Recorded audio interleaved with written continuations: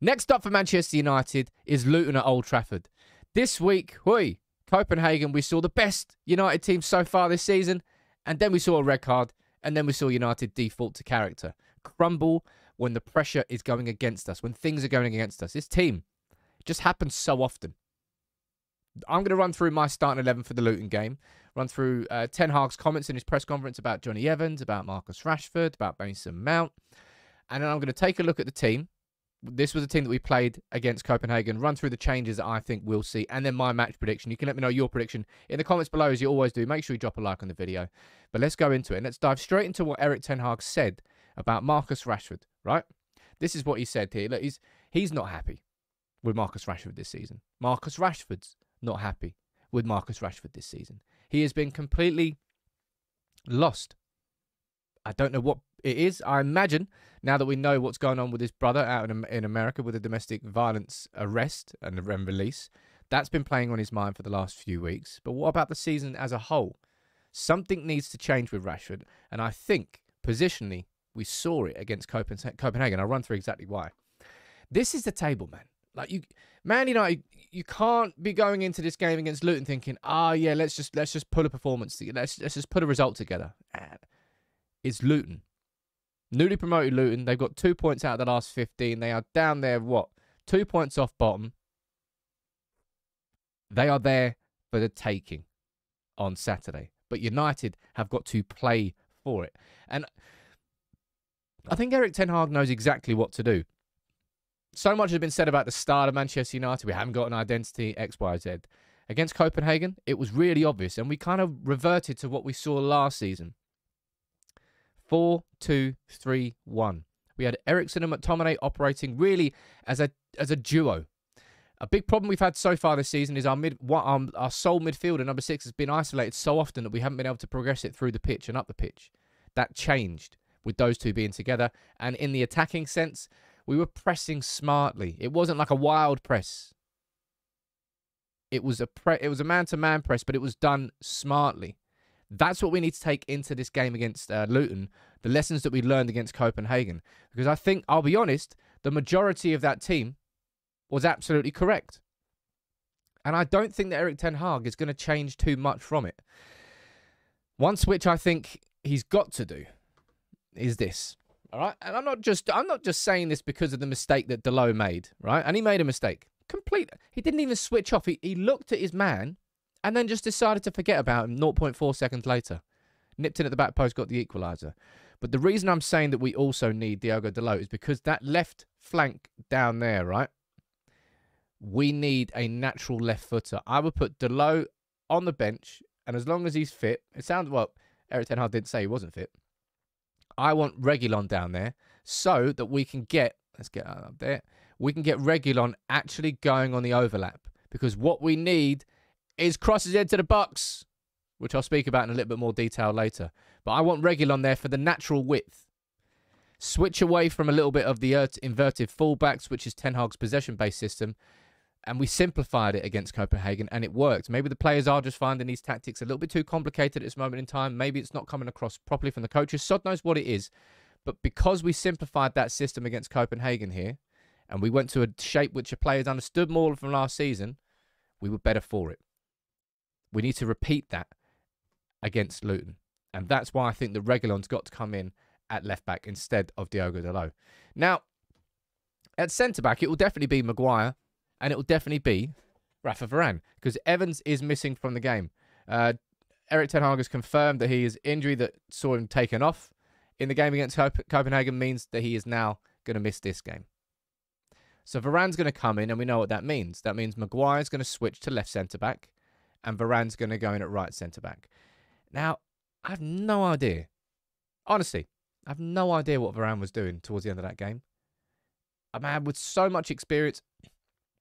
Was it him being rusty? Was it him just not focusing? Was it him not...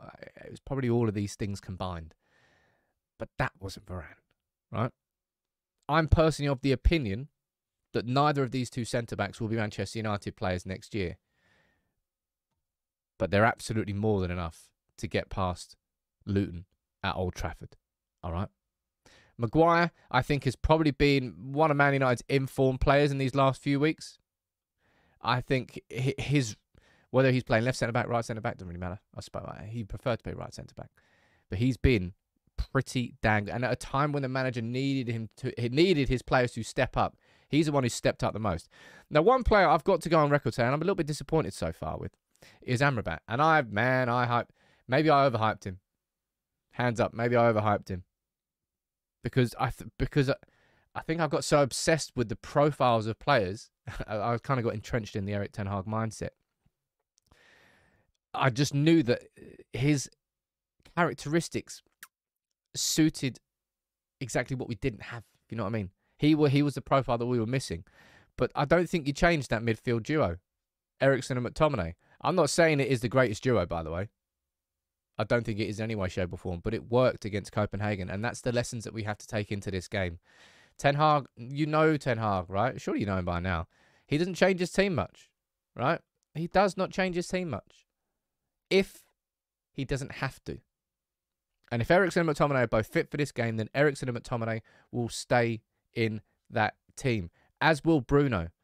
As I said, we operated a more simple 4-2-3-1 formation. So far this season, Erik ten Hag in an ideal world, he'd be going, that being Casemiro with Bruno and Mason Mount in front of him, and United really becoming that aggressive front-pressing team in transition.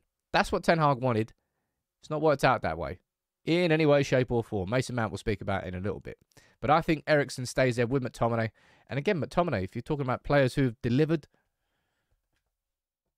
he's come up with, 2-3 goals and an assist?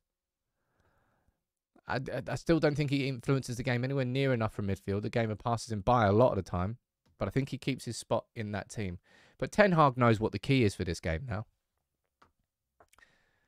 It's Rasmus Hojlund. And it's not just Rasmus Hojlund, but it's setting your team up to exploit the strengths of Rasmus Hojlund, which I do not think that we have done too often this season. And we absolutely did against Copenhagen for both of the goals. Rasmus Hojlund, he scored nearly 40% of his goals for Atalanta in this position. From crosses in... Oh, that's the wrong thing. 1 second there. From crosses into the box from these positions, or cutbacks from there, cutbacks from the byline there. That is where Rasmus Hojlund scores so many of his goals, and that's what United need to set up to do against Luton.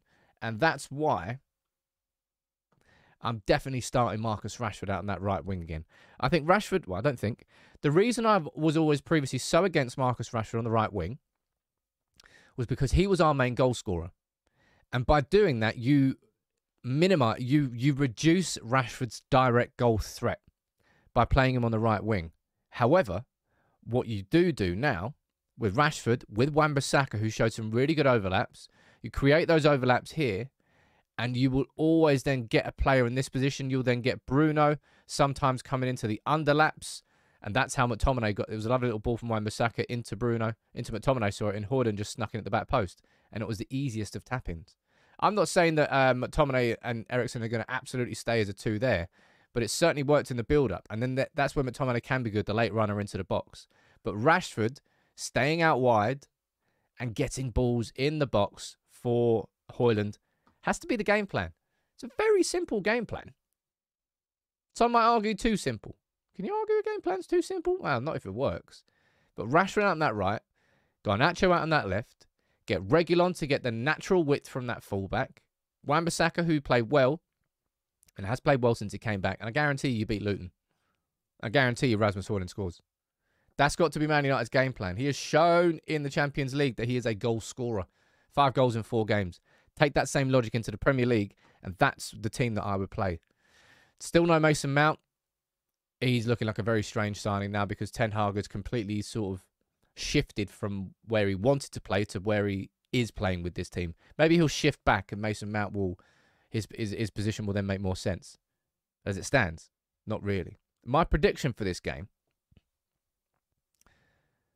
I'm hoping for a similar opening 30 against Luton. I'm not expecting that United will score after the 3rd minute. But if we can just get a goal in the first... Hi, Jake, how you doing? The first 20 minutes of the game, Luton will have to come out of shape. And he can just exploit the space in behind and have fun. Sod it. I'm going for a 4-1. If you can't back United to be beating the team that's likely to get relegated, who just got promoted by more than 2 goals at Old Trafford, and you're never going to do it. I'm hoping that it clicks like it did against Copenhagen. That's why I'm not encouraging too many changes. But just don't go get a red card. See the game through. And we should be doing that.